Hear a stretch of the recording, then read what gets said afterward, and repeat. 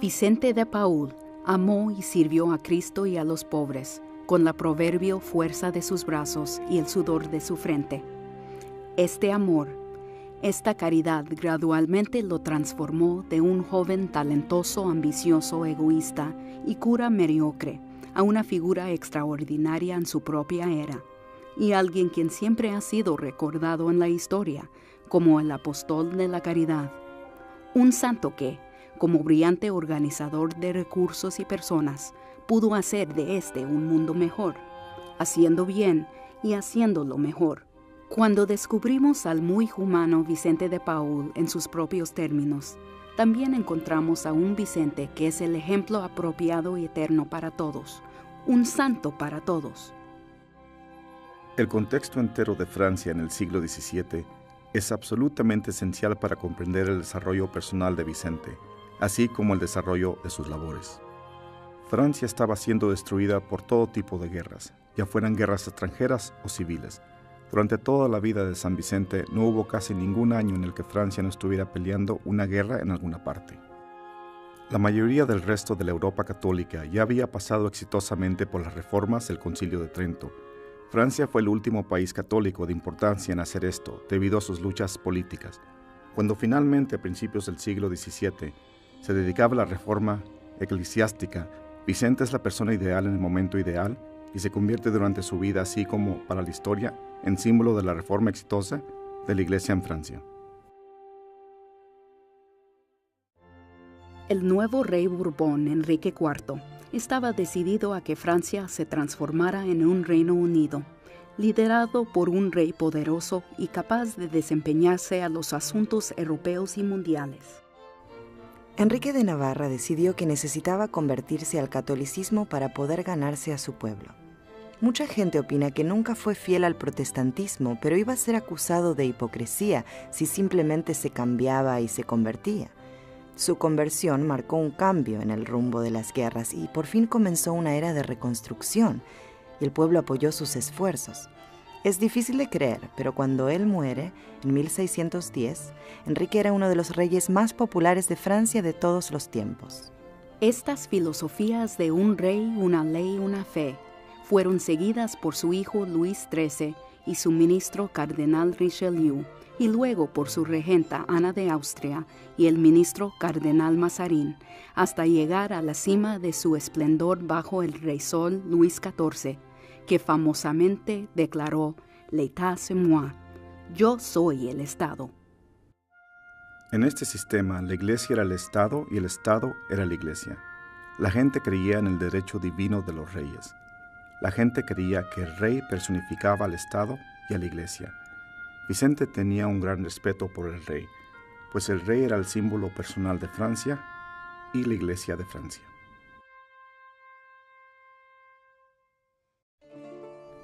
Nacido en 1581 en el suroeste de Francia, Vicente de Paúl provino de una familia campesina de la región de Gascón en la pequeña villa de Puy, cerca de la ciudad de Dax. Nosotros sabemos, luego de investigar pacientemente, que su familia era dueña de propiedades. Había miembros de su familia que eran de un nivel un poco alto y casi profesional en la vida rural local, y por eso su familia no era considerada extremadamente pobre. Tenían probablemente una casa de 6 cuartos, tenían propiedades, tenían animales. Vicente era un niño normal y creció como un hombre normal. A mí me gustaría imaginarlo a él, por ejemplo, como un joven que iba a bodas, tomaba parte en fiestas, cantaba, bailaba. Bueno, aparentemente no cantaba muy bien, pero él mismo lo admitía. ¿Bailes? ¿Por qué no? Era un joven ordinario que vivía en el campo.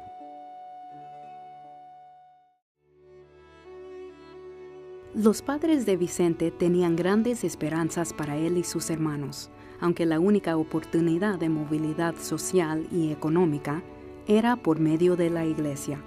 Por eso fue que Vicente de Paúl se hizo sacerdote. Fue ordenado al sacerdocio como joven de 19 o 20 años de edad. Esto fue ciertamente a una edad muy joven y parece que entró al sacerdocio más por su deseo de usarlo como un trabajo, como una manera de ganar dinero, y poder usar ese dinero para ayudar a su familia. Muchas otras personas habían hecho lo mismo. En 1610, Vicente le escribe a su madre y le dice que iba a tratar de obtener un puesto en París y que esperaba pronto tener suficientes fondos para regresar a ella y retirarse holgadamente a los 29 años de edad. Qué bueno debe haber sido retirarse a los 29 años. Así que en este momento de su vida encontramos a un joven muy ambicioso. Sabemos, por ejemplo, que obtiene un puesto como uno de los capellanes en el hogar de Margarita de Valois, que era la primera esposa de Enrique IV. Uno no obtiene ese puesto sin tener conexiones. Uno no obtiene ese puesto sin tener varios requisitos demandados por un patrono. Una serie de favorables circunstancias ocurrieron luego. Pastor de Clichy, tutor y capellán a la familia Gondi. Sus conexiones con la nobleza ahora estaban establecidas. Sus beneficios comenzaron a acumularse. Su fortuna y reputación en la sociedad parisina comenzó a aumentar. La conversión espiritual de Vicente, que comenzó en este tiempo, es el elemento de su biografía más escurecido por los mitos. Esto es debido a que la conversión de una persona es, al fin y al cabo, un misterio. Una de las grandes tentaciones cuando se trata de comprender la conversión de Vicente es dejarse llevar por el modelo de San Pablo, un modelo de la conversión el cual es: un minuto crees en una cosa, Dios te derriba de tu caballo con una gran luz cegadora, e instantáneamente Vicente se convierte y pasa el resto de su vida sirviendo a los pobres.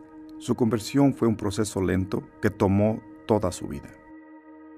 No fue como si él se sentara un día y dijera: ahora, ¿cuál es la mejor manera de darle mi vida a Dios? En verdad, reacciona a la gente y a los eventos que veía y dice: Dios me está llamando. Dios me está hablando a mí por medio de este evento, por medio de esta persona. Y eso fue lo que cambió su vida. No fue simplemente recostarse y decir: ¿cómo es que Dios quiere que cambie? Las historias que existen desde su primer biógrafo, obispo Luis d'Avelly, describen una juventud piadosa, el cautiverio tunecino como esclavo cristiano en el norte de África, ser acusado de robo por su compañero de cuarto y el sufrir de una tentación contra su fe que resulta en su voto de servir a los pobres. Estos alegados sucesos tenían una veracidad cuestionable. Si leemos las cartas de Vicente, podemos ver desde el año de 1607 lo que él escribió a su abogado y cómo le contó la historia de su cautiverio en Barbary, en el norte de África.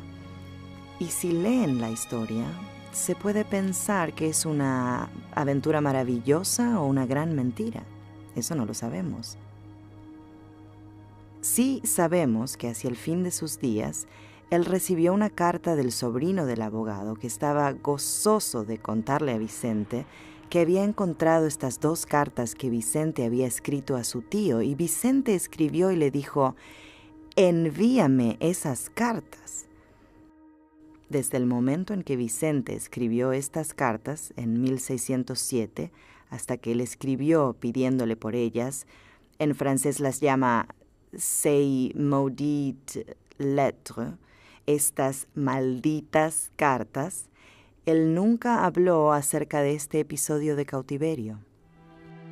En muchas ocasiones, los mitos nos pueden ayudar a entender la esencia de una persona, de la misma manera en que ocasionalmente una historia o poema ilustra algo mejor que un libro de historia.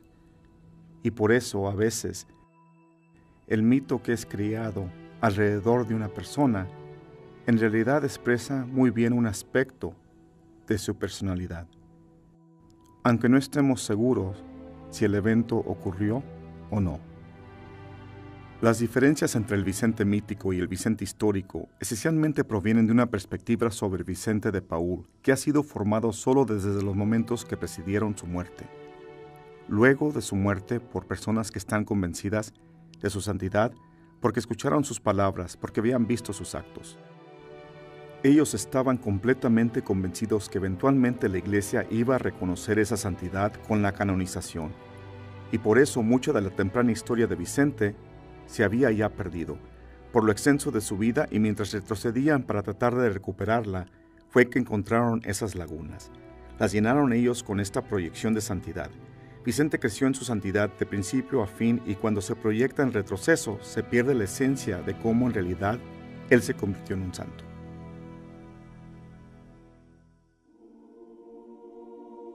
Fue providencial esa ambición suya que lo llevó a París en el alba de la famosa Edad de Oro. Esta agrupación de gigantes espirituales en el mismo momento y lugar proveyó las bases espirituales esenciales que guiaron la Reformación católica francesa, así como la conversión personal de Vicente. Era un tiempo en el cual la gente pensaba que se acababa el mundo, en el que pensaban que Dios castigaba a Francia. Era un tiempo en el cual muchos comenzaron a practicar maneras extremas de piedad penitencial, procesiones en las calles, pies descalzos sobre las cenizas. Se cambian las actitudes, se trata de reformar la sociedad. Era un tiempo de ansiedad religiosa. Fue esta una extraordinaria agrupación de algunas de las más importantes luces espirituales de la historia del catolicismo. Existe esta tremenda constelación de brillantes pensadores teológicos, de figuras espirituales con un hondo entendimiento que emerge en París exactamente en este periodo. Así, él fue influenciado por escuelas y por gente. Por ejemplo, él fue influenciado por San Ignacio de Loyola, la espiritualidad jesuita. Él fue influenciado por Berulle y a lo que llamamos la Escuela de Espiritualidad Francesa. Él fue influenciado por Francisco de Sales. Él fue influenciado por Andrés Duval. Pero el producto final es definitivamente suyo. Es el suyo y una mezcla de cosas que él sintió eran muy importantes para el servicio de los pobres. Este nuevo camino lo llevó a seguir los pasos de Jesucristo, el evangelizador de los pobres y la fuente y modelo de la caridad. Este camino en cada curva lo llevaría hacia gente que era pobre, espiritualmente abandonada y marginalizada.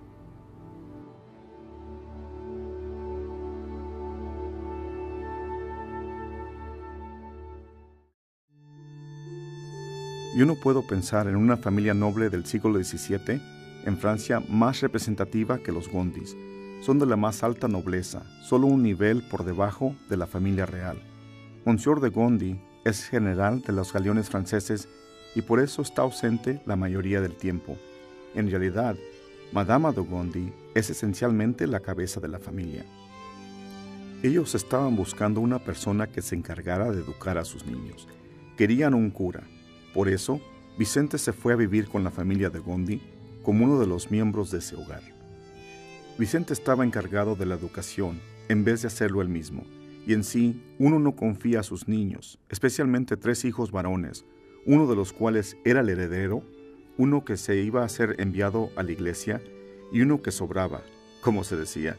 Es así como él termina siendo director espiritual de la Madama de Gondi. Los Gondis tenían muchas propiedades y tenían que ir regularmente a recaudar las cuotas que les debía la gente que vivía en sus propiedades. Era en sí como un gobierno del condado.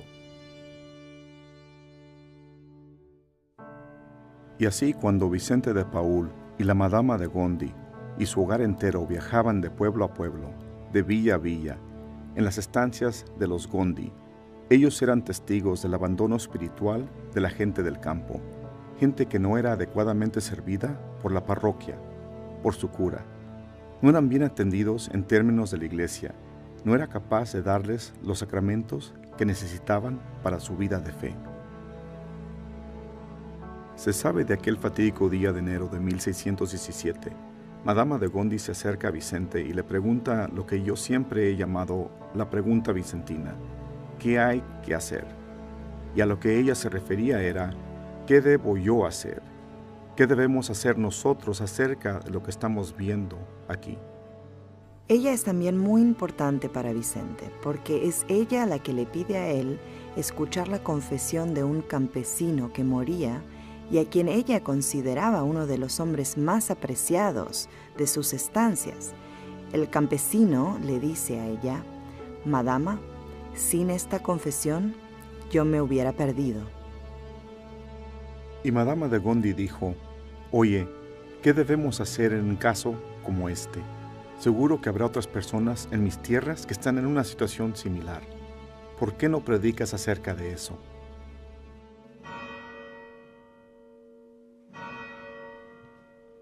Vicente dio su famoso sermón, el cual siempre llamó el primer sermón de la misión, el 25 de enero de 1617, en Folleville.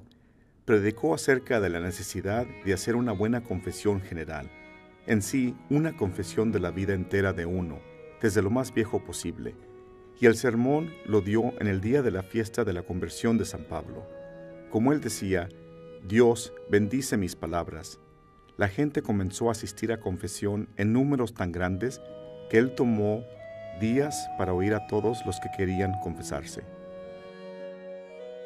Y se dio cuenta de la importancia de ese tipo de ministerio, y por eso comenzó a pensar acerca de la formación de una comunidad de curas que darían misiones similares en los campos franceses, y siempre, aunque formó la Congregación de la Misión 8 años después, se refirió a ese evento como el nacimiento de la Congregación de la Misión.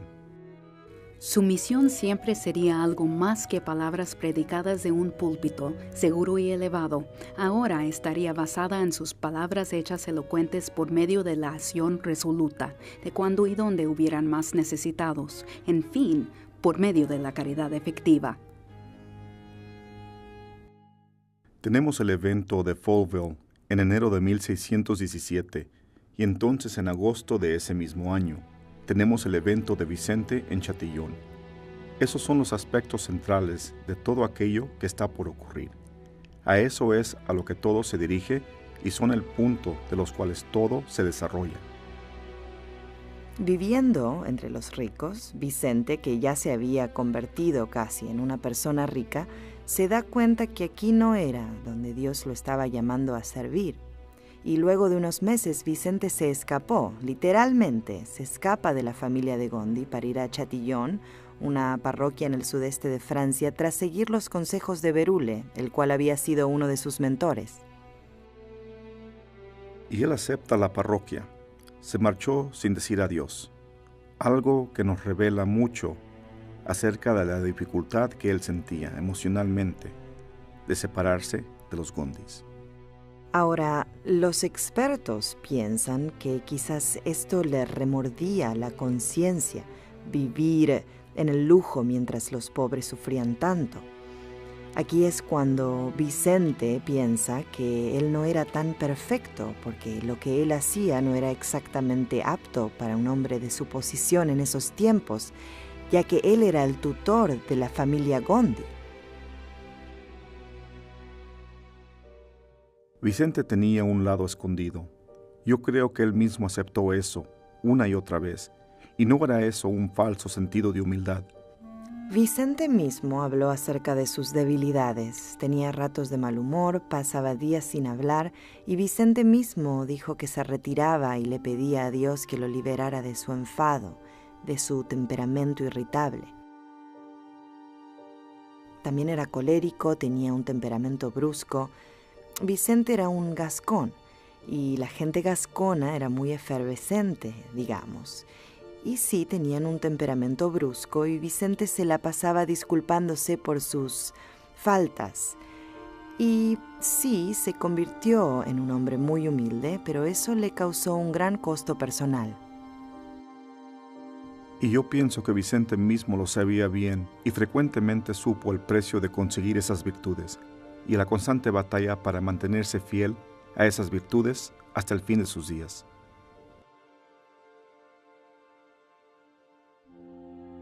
Bueno, la experiencia de Vicente en Chatillon fue muy importante, porque ahí fue que otro incidente ocurrió que lo hizo reaccionar. Cuando una mujer de la parroquia, Madama de Chassagne, vino y le dijo que había una familia en la cual todos estaban enfermos y que eran muy pobres, y a ver si había algo que ellos pudieran hacer para ayudarlos, él le dijo a los feligreses acerca de esta familia necesitada y les pidió que los ayudara. Otra vez él dijo: Dios, bendice mis palabras. Y la gente se conmovió tanto, que después él dijo que parecía una procesión. Había mucha gente entrando y saliendo, llevando comida y ayudando a la familia. Y se dio cuenta de que, bueno, esto es tremendo, es una gran respuesta, pero demasiada gente ayudó a la familia. Entonces, cuando se da caridad, tiene que ser organizada. Y ese fue el destello que lo hizo pensar en organizar las conferencias de caridad, las cuales llamó confraternidades, en parroquias, e hizo eso por toda Francia. Y eso se esparció por todo el mundo. ¿Qué hay que hacer? La caridad debe ser hecha. ¿Cómo se debe hacer eso? Con colaboración, planificación, recursos adecuados, profesionalismo y con un gran amor y respeto hacia los que servimos. La razón por la cual llamo a esta pregunta la pregunta vincentina es porque al fin y al cabo, yo creo, cristaliza y provee lo máximo posible en un instante, el literal punto de transición en la vida de Vicente. Él, creo yo, se da cuenta que esta pregunta es su pregunta y que la respuesta de esta pregunta es su vida. La respuesta a esta pregunta es su vocación, porque él entiende la pregunta, está listo para creer, entender y explorar la respuesta.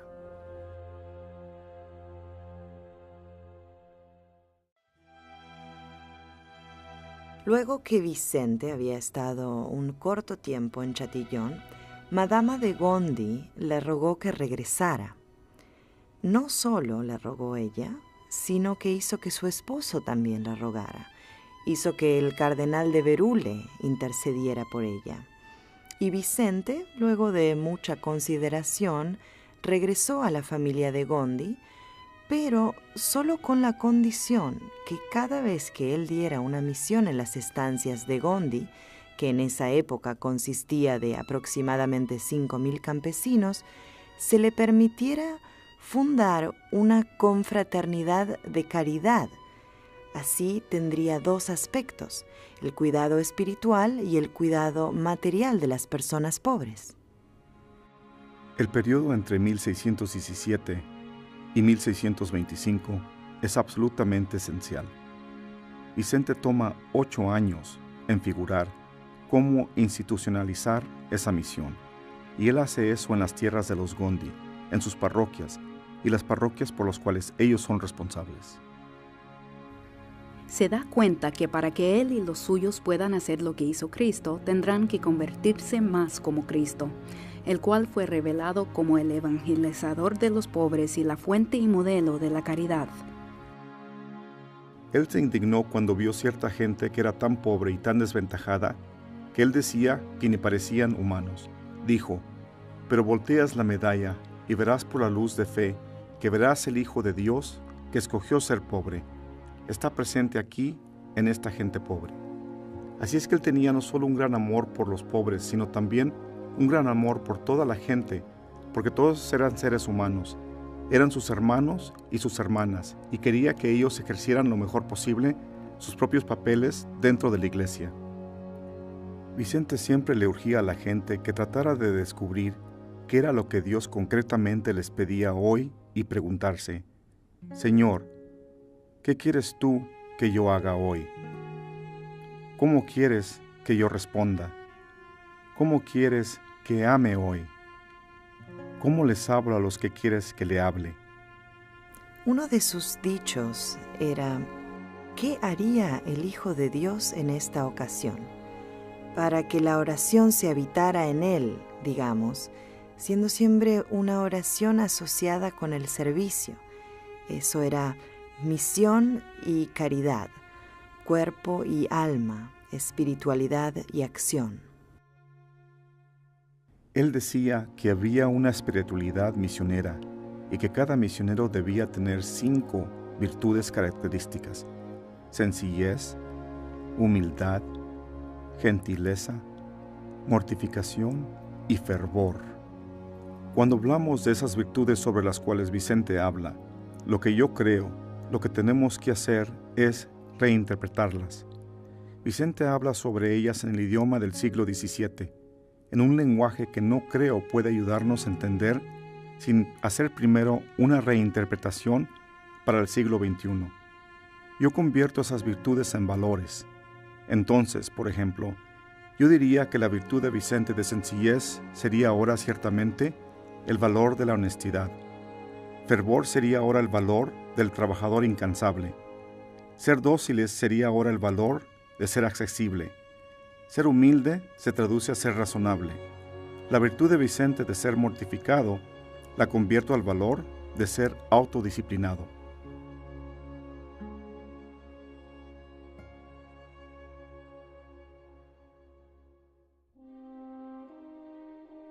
Vicente nunca subestimó lo difícil que era adquirir y mantener esas virtudes, pero sabía que eran necesarias para el éxito de la misión y también lo sabían sus seguidores.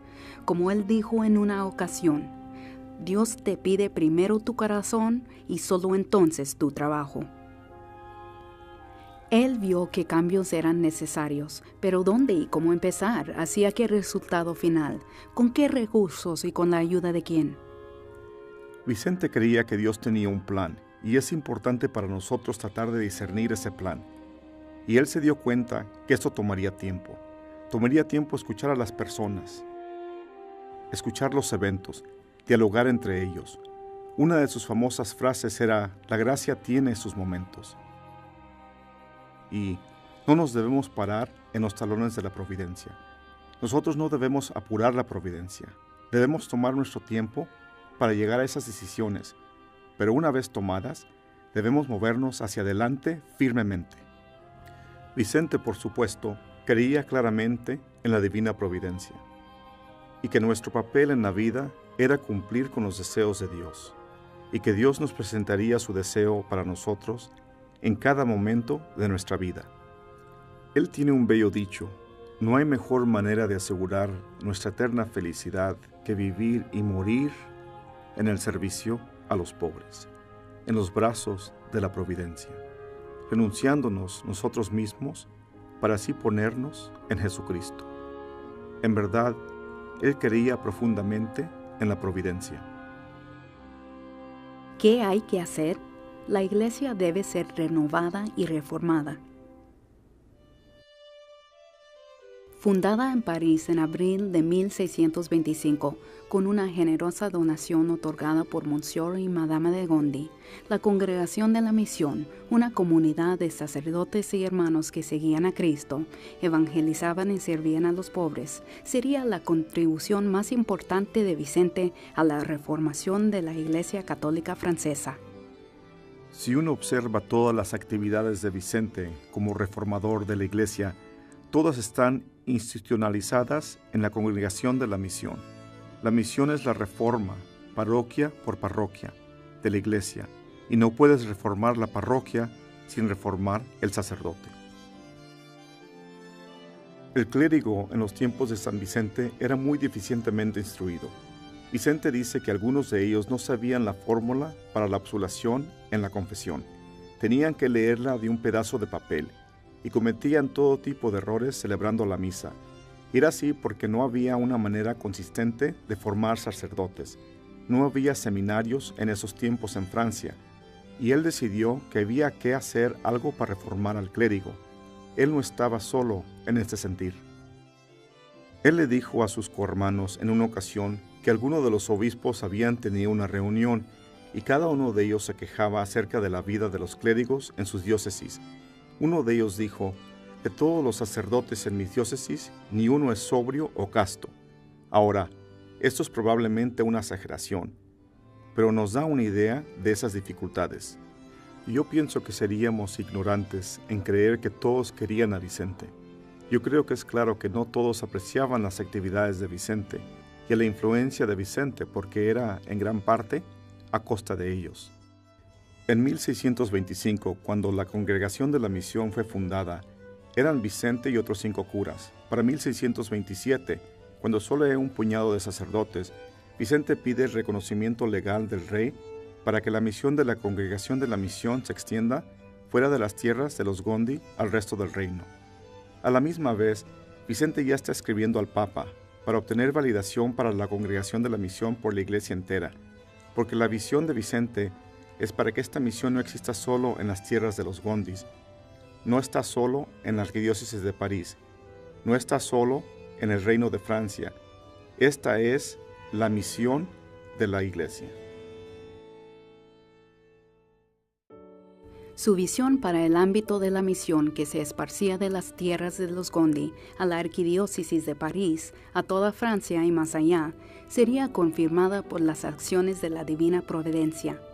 La nueva comunidad recibió la aprobación real de Luis XIII en 1627 y la aprobación papal de Urbano VIII en 1633. Estas prepararon el escenario para la adquisición de una base para las comunidades ministeriales, el antiguo priorato de San Lázaro, localizado en las afueras de París en el Rue Saint-Denis. Vicente adquirió San Lázaro como la casa madre para la Congregación de la Misión. Es esta la propiedad eclesiástica más grande en la región de París. Quiere decir que es rica, es poderosa y tiene influencia. La congregación había sido administrada por un grupo de monjes agustinos por siglos, pero al despuente del siglo XVII, el priorato había sido reducido a solo un puñado de monjes y ya no tenían la energía o la mano de obra para llevar a cabo sus responsabilidades. Y el último prior, Adrien Le Bon, miró a su alrededor y dijo: ¿qué voy a hacer yo con todo esto? Y vio a Vicente de Paúl, vio a la Congregación de la Misión y dijo: ¿qué mejor uso que dedicar esto a la reforma eclesiástica? Y así como de la nada, él se acerca a Vicente y le dice: ¿te gustaría esto a ti? Tuvo que ser, como San Vicente admitió, como el estampido de un trueno o la explosión de un cañón para él.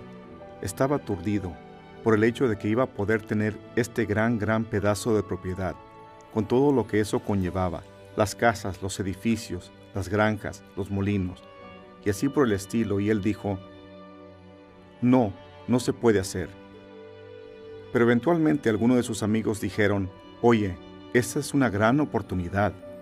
Y entonces, después de mucha vacilación y muchas oraciones y consultas, él aceptó tomar las riendas de San Lázaro.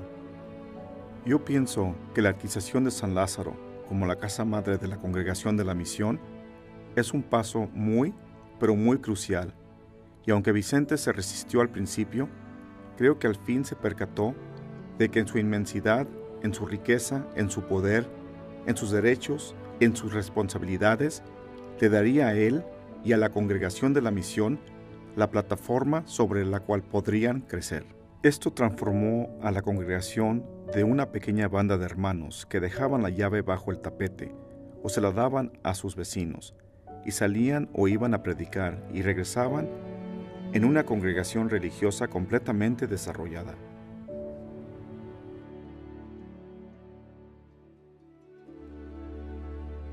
Durante la vida de Vicente, estos y otros esfuerzos reformaron la Iglesia en Francia.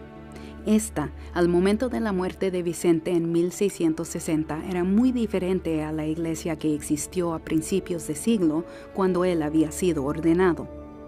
Vicente de Paúl se convirtió en un símbolo de la Reforma Católica en Francia y sus esfuerzos a favor de esta y los pobres produjo para él un papel nacional e influencial reconocida y recompensada por la corona.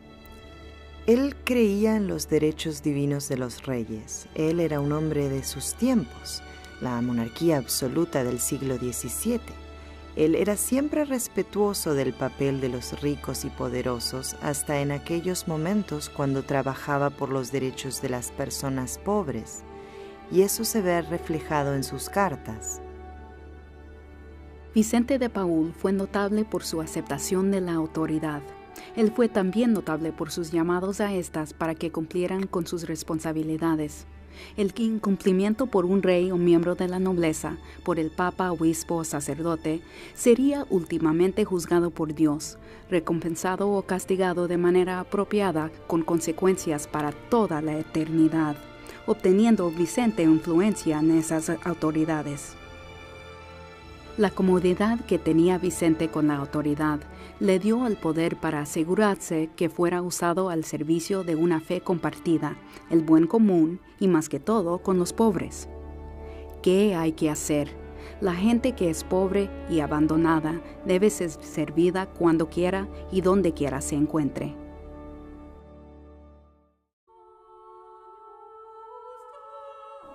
Parada al lado de Vicente, pero no en su sombra, había otro espíritu extraordinario, su amiga de muchas décadas, alumna espiritual y colaboradora de confianza, Luisa de Marillac, Mademoiselle Legras.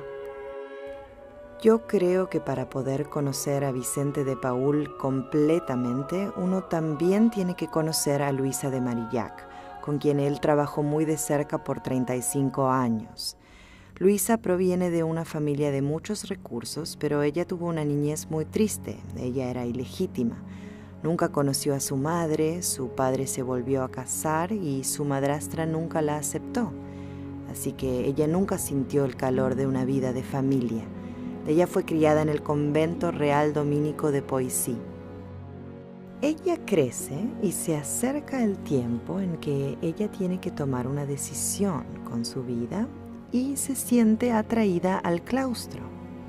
Ella tiene contacto con el superior general de los capuchinos, las mujeres y Henry de Chapigny, y él le dice a ella, sin ninguna otra explicación, no, Dios tiene otros designios para ti. Ahora, en retrospectiva, eso fue profético. Pero para una niña de 15 años de edad, eso fue algo devastador. Así que ella tenía que entrar al claustro, siendo esa la única forma de vida religiosa en esos tiempos, o casarse.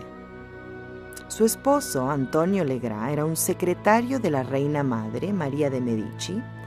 Luisa, por primera vez en su vida, estuvo en un ambiente de familia y tuvo un niño que va a ser lo más gozoso de su vida y también lo más penoso. Pero su esposo enferma, Michel se convierte en un problema y Luisa de Marillac hace lo que Luisa de Marillac siempre hace, se culpa a ella misma. Luisa tuvo un tipo de iluminación o luz de Pentecostés mientras rezaba. Estaba saliendo de su depresión. Parecía escuchar o ver esta iluminación, esta luz con la cual Dios le enseñaba su futuro. Y una de las cosas que había en esta iluminación, esta luz de Pentecostés, era que ella tenía que tomar un nuevo guía, pero que iba a ser repugnante para ella aceptar a ese guía. Cómo se conocieron es en realidad algo desconocido. Lo que sí es cierto es que ninguno de los dos estaba contento con esto. Se acercaba el año de 1625 y la fundación de la Congregación de la Misión. En esto estaba concentrando Vicente su atención cuando súbitamente viene alguien y le pregunta que tome la dirección espiritual de una mujer que está pasando por una crisis, y él no está contento. Y por otra parte, tenemos a Luisa, quien está acostumbrada a Juan Pedro Camus, y repentinamente aquí está este sacerdote campesino que va a ser su director espiritual. Luego de un tiempo, Vicente empezó a reconocer las cualidades excepcionales de Luisa y él pensó que la mejor cosa para ella sería envolverse en el servicio al prójimo, para poder olvidarse de sí y de sus propias miserias. Así que él la invitó a trabajar en las confraternidades de caridad.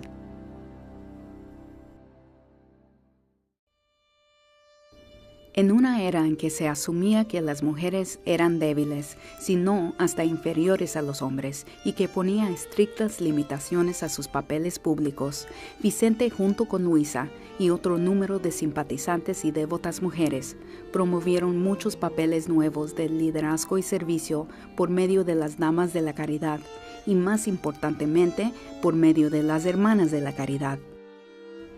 Las Damas de la Caridad siempre existieron con la intención de ir a los hospitales de caridad para hablar con los pacientes, para ofrecerles consuelo, especialmente para urgirles que fueran y se confesaran.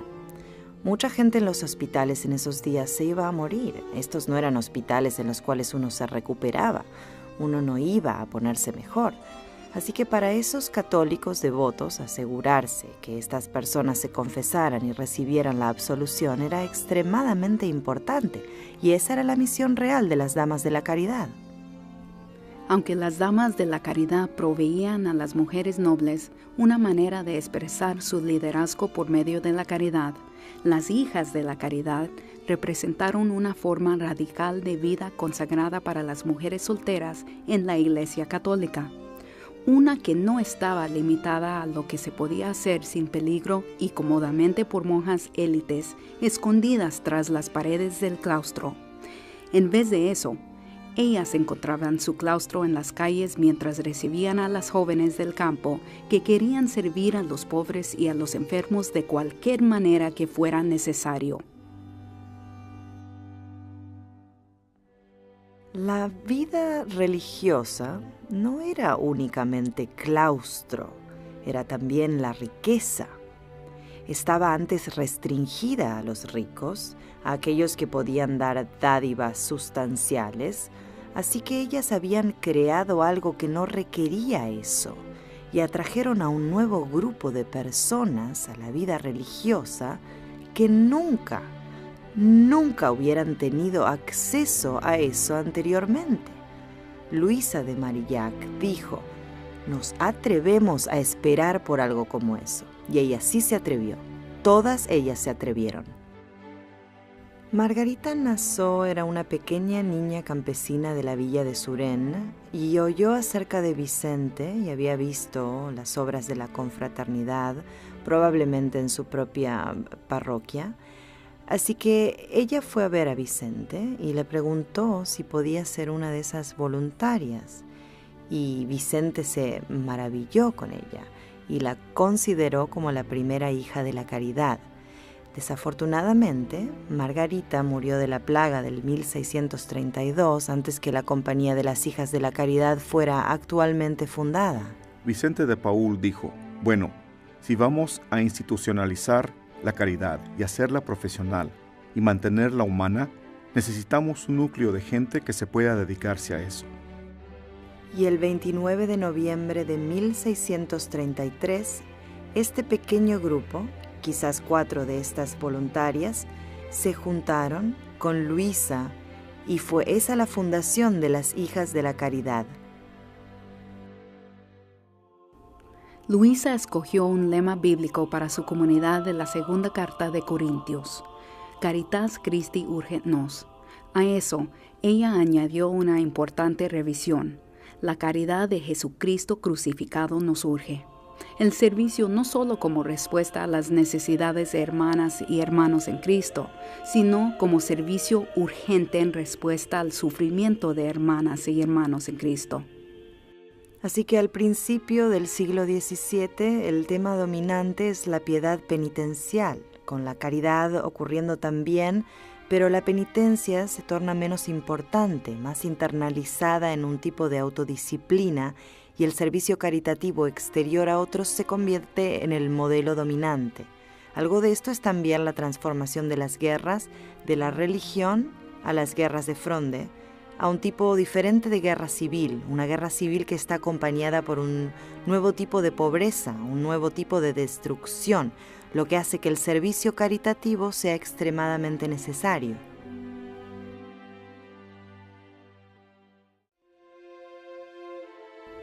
Vicente y sus seguidores responden a estos cambios y por medio de la experimentación brindan nuevos y efectivos modelos de servicio. Esto fue evidenciado por el cuidado de los niños expósitos. El número de niños abandonados aumenta extraordinariamente en esta era debido a factores políticos, económicos, a la guerra, el hambre y todas esas pobrezas interconectadas que conspiraron para darle a la mujer casi ninguna otra opción que abandonar niños con la esperanza de que alguien los cuidara. Y así Vicente batalló contra unos prejuicios muy claros. El cuidado de los expósitos era terrible en París en ese tiempo, y las damas de la caridad estaban reacias a ayudar porque los expósitos eran considerados como niños del pecado. Y Vicente vio todo eso y dijo: nada de eso hará ninguna diferencia. ¿De dónde vienen estos niños? ¿Cómo fue que nacieron? ¿Cómo es que fueron abandonados? Eso no cambia nada en lo absoluto. Lo único que hará una diferencia es que ese niño abandonado ahí, acostado, es tu niño. Ellos aceptaron responsabilidad por estos niños, y esto se confirma en sus donaciones que hacen el rescate de los niños expósitos posible y exitoso. También había convictos de galera. Desde el 1619, Vicente sirvió como capellán arenal de las galeras de Francia. La flota naval consistía de galeras cuyas misiones eran proteger la costa francesa de los piratas. Para poder proveer la mano de obra necesaria para estas embarcaciones, el castigo para muchos criminales era ser sentenciados a servir como remeros de galera. Vicente tuvo contacto con ellos y se horrorizó con lo que vio. Él dijo: existen estos pobres prisioneros que son tratados peor que animales, y eso lo hizo tratar de cuidar sus bienes espirituales, así como sus bienes físicos. Esos hombres eran abandonados y obligados a cuidarse ellos mismos. Obtenían comida solamente si alguien les llevaba comida y si podían comprarla. Algunos lo hacían, mientras que otros no lo podían hacer, y eran dejados en las más miserables condiciones, y él quería hacer algo acerca de eso. Vicente nunca desafió el sistema judicial que incluía la condena al servicio en las galeras como castigo. Su opinión era: este es el sistema legal. Esto era un legítimo castigo para legítimos crímenes. Pero lo que sí desafió fue decir: está bien, sean convictos o no, no importa cuál haya sido su crimen, no importa de lo que hayan sido condenados, ellos son todavía hijos de Dios, todavía son nuestros hermanos y hermanas. Así es que él pudo gradualmente encontrar un nuevo lugar donde ponerlos. Sus condiciones y sus pasadas prisiones eran simplemente despreciables, y unos años después él logró hacer que las damas de la caridad y que las hijas de la caridad trabajaran con los prisioneros de las galeras en París. Cuando Vicente organizó la Congregación de la Misión, las Hijas de la Caridad, las Damas de la Caridad y las Confraternidades de Caridad como respuestas a la pregunta ¿qué hay que hacer?, tenía una clara visión basada en la experiencia de lo que su misión debía ser, pero tuvo ideas originales al crear las reglas que iban a gobernar y guiar sus esfuerzos. En el comienzo, San Vicente no empezó con reglas. Él sabía unos cuantos principios básicos. Uno era que no íbamos a cobrar por nuestras misiones. Lo segundo era que íbamos a vivir todos juntos y en la comunidad. Tercero, íbamos a poner todo nuestro dinero junto en un erario común.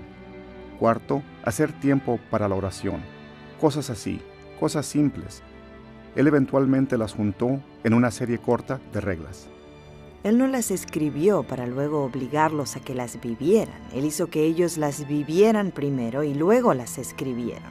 Por eso fue que él dijo en tantas ocasiones: esta es mi fe, esta es mi experiencia. Sus años posteriores eran años de madurez, al nivel de la reflexión, porque él solo publicó las reglas para la Congregación de la Misión 2 años antes de morir, en 1658. Así es que la congregación había existido desde 1625. Habían existido por 33 años antes que él se sintiera listo para publicar sus reglas. Ellas están bien desarrolladas y son muy bellas porque reflejan a San Vicente trabajando con estas inspiraciones iniciales que él tenía y llenándolas con las perspectivas teológicas y cristiológicas, y entonces se convirtieron en las reglas comunes que han guiado a la congregación desde esa fecha. Vicente también comprendió que para que la misión fuera exitosa, necesitaría el apoyo financiero del gobierno, donaciones, asignaciones, regalos y servicios contribuidos. Pues no dinero, no misión. Yo creo que Vicente era una personalidad grandemente atractiva, y por eso pienso que la gente se sintió atraída a él, y en muchas ocasiones mujeres más ricas fueron atraídas a él, porque vieron el bien que él hacía, y vinieron y estaban dispuestas a ayudar. O él iba donde ellas y les preguntaba si estaban dispuestas a ayudar, y ellas sí ayudaban. Lo que en mi opinión es algo notable acerca de la relación entre Vicente y las damas de la caridad era la manera en que él las alentaba a dar dinero y tiempo. Él iba y les daba conferencias a ellas, les daba pláticas, y cuando uno las lee, cada una de ellas es un aliento para persistir, para continuar. Y también un tipo de regaño. No has dado tanto ahora como antes. Lo vi como un tipo de comienzo de una campaña moderna de recaudación de fondos.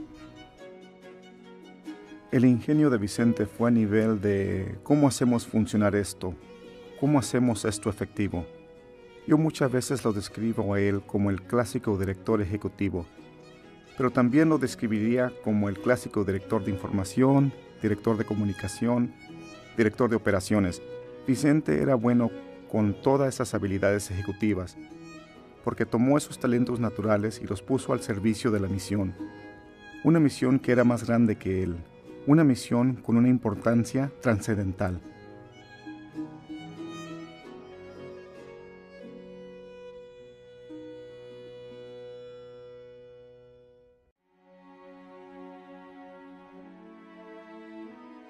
Vicente y Luisa vivieron vidas más extensas que muchos de sus contemporáneos. En 1659 y 1660 ambos estaban muy enfermos. Vicente tenía varias enfermedades y durante ese tiempo probablemente estaba en cama en San Lázaro. Ellos vivían uno muy cerca del otro en la misma calle. Así que en este momento de sus vidas ambos pensaron acerca de la eternidad. Pero Luisa escribió una conmovedora carta donde ella decía: «Yo solo pido un favor, la única cosa que me ha podido consolar estos últimos 35 años ha sido su relación con Vicente. ¿Podría él venir a verla una vez más?». No hubo respuesta. A principios del 1660 ella escribió una segunda carta pidiendo: «¿No podría él venir a verme?». No hubo respuesta. Él envió un hermano a ver a Luisa, a decirle: «Dile a ella que ella se va a ir primero y que si Dios lo permite, yo me reuniré con ella en el cielo». Y la gente dijo: «Bueno, ¿cómo puede ser él tan desagradable con ella?». Pero él también estaba enfermo, probablemente no podía ir a verla o quizás la despedida era tan penosa para él como para ella, pero permanecieron buenos amigos hasta la muerte, y yo pienso que es significativo que ambos murieron en el mismo año, 1660. Yo creo que mi dicho favorito de Luisa de Marillac, y yo tengo varios preferidos, es uno que dice tarde en su vida y donde ella habla acerca de la oración, su oración personal, y ella concluye con: «No hay pensamientos, no hay resolución. Dios hará lo que Él desee». Y ese es el resumen de su trayectoria. La mujer que ahora finalmente puede alejarse de sus problemas. Y esa es la relación entre Vicente y Luisa. Yo no pienso que la gente sepa acerca del afecto que Luisa tenía por Vicente.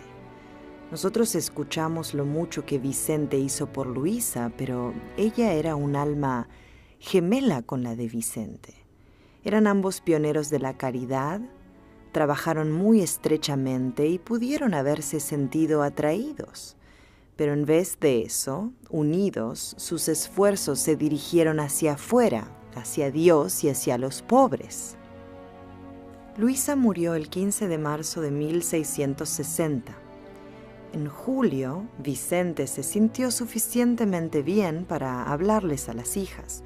Ellas fueron a él no podía ir a ellas.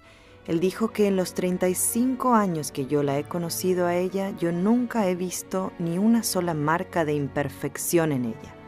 Él sí dijo que ella tenía pequeños instantes de impaciencia, pero esa fue la única cosa negativa que dijo él acerca de ella.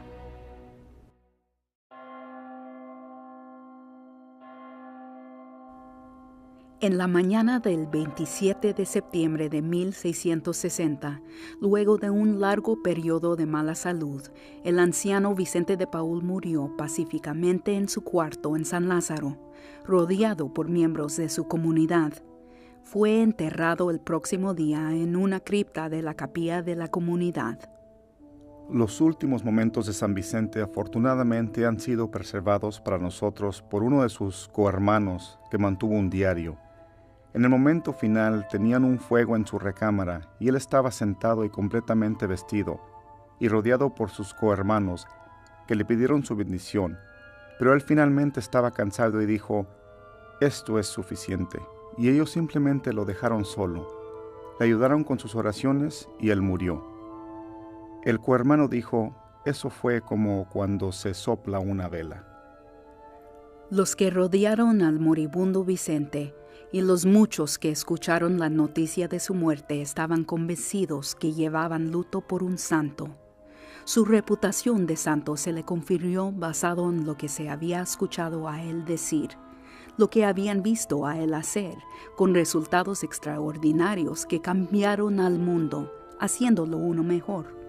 El predicador en su funeral dijo: «Él básicamente cambió la cara de la iglesia». Y así, en sus 79 años de vida, hizo enormes obras que han durado hasta hoy día.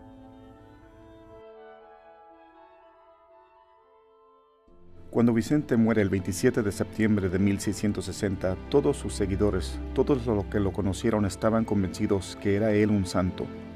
Ellos también sabían que la iglesia requería un periodo de reflexión, que iba a tomar décadas antes de que ellos pudieran empezar su causa. Lo que también pudieron darse cuenta fue que ellos no podían dejar que ese tiempo se desechara, así que comenzaron su campaña para la canonización de Vicente, de manera que solidificara a quien en verdad era él históricamente, como base para el proceso de canonización. Por mucho tiempo hemos usado el término familia vicentina para referirnos al gran grupo de gente que se fija en San Vicente como un tipo de guía y modelo espiritual. Esto, por supuesto, incluye la Congregación de la Misión, las Hijas de la Caridad, las Damas de la Caridad, la Sociedad de San Vicente de Paúl y muchos otros grupos. A mí me parece que la realidad de la familia vicentina y su validez finalmente va a ser su capacidad para seguir a Jesús, el evangelizador de los pobres, en la misma forma que San Vicente lo hizo y enseñó. Yo pienso que algo de lo que la gente no se da cuenta es lo que se refleja en el adjetivo vicentino. No es solo Vicente de Paúl, sino el adjetivo que debe ser suficientemente amplio para incluir a Luisa de Marillac, porque este adjetivo vicentino no tiene sentido sin ella, de manera que fueron sus ideas, era su fe, su experiencia y las contribuciones de su papel junto con Vicente que se combinaron para crear esta realidad que todavía describimos con el adjetivo vicentino. Bueno, yo pienso que San Vicente de Paúl es en verdad un santo para hoy día. Él es práctico, él es concreto, él es efectivo en el servicio a los pobres. Él está muy preocupado con que sirvamos a los pobres de una manera que cambie sus vidas. Ya han pasado casi 4 siglos desde que Vicente caminó entre nosotros. El mundo ha cambiado dramáticamente y con gran rapidez bajo las fuerzas que gobiernan a la historia. El ejemplo de Vicente y de Luisa inspiró a cada futura generación a preguntarse y a contestar la pregunta vicentina: ¿qué hay que hacer? ¿Qué debemos hacer nosotros para servir a la gente que es pobre y abogar por la justicia y el cambio sistémico contra las fuerzas que crean y sostienen esta pobreza y este sufrimiento? En el siglo XXI nosotros sabemos los riesgos del mundo que nos rodea y también sabemos quiénes son los que pagan el precio más caro en el mundo. Esos son los pobres. ¿Cómo hacer que esta realidad vicentina no solo sea algo católico o algo cristiano, sino ser el denominador común que une a los católicos, protestantes y ortodoxos, judíos, musulmanes, budistas e hindúes, agnósticos y ateos, alrededor de los valores compartidos de abogacía en el servicio de aquellos que están marginalizados y abandonados? Y quizás si pudiéramos hacer de este nuestro denominador común que comienza conversaciones, en vez de terminarlas, tendríamos la esperanza de que esto se convirtiera en algo para poder abordar otros asuntos críticos que encara nuestro mundo de hoy. Hay gente pobre viviendo en los márgenes en todas partes, y si abrimos nuestros ojos los podríamos ver y también escuchar a Vicente de Paúl preguntándonos, ¿qué hay que hacer?